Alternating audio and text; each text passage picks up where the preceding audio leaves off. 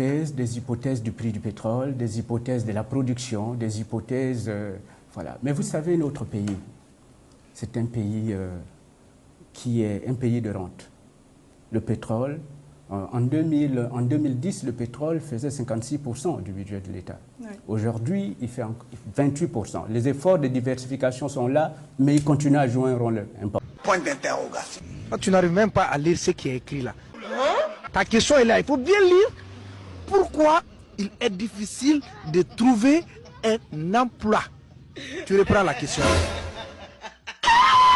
Depuis 30 ans, dans un pays fabuleusement riche, et quand vous voyez le million de Gabonais vivre aujourd'hui, vous ne pourriez pas vous imaginer qu'ils se trouvent assis sur des montagnes d'or.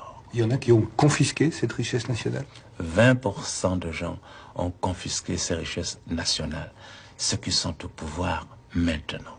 Je le dis nettement, et cela est inacceptable. Ça, c'est quel pays? Point d'interrogation. Quel est le statut juridique de Elf Gabon? Elf Gabon est une société de droit gabonais, je dirais une société tout à fait normale. Au niveau des actionnaires, l'État gabonais détient une participation.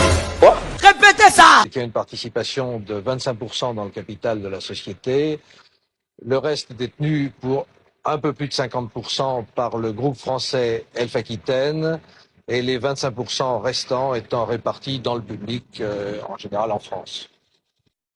Moi, je crois que c'est des escroqueries. Hein? Des escroqueurs. Jamais. Des escroqueurs. C'est-à-dire? Il y a ce que les gens dans le cimetière soient bien. $1 par habitant. À titre de comparaison, la Guinée équatoriale, pays voisin, a un PIB de $700 par habitant. Toutefois, du côté gabonais, on tient à relativiser ces chiffres. Quelle humiliation. Nous sommes humiliés.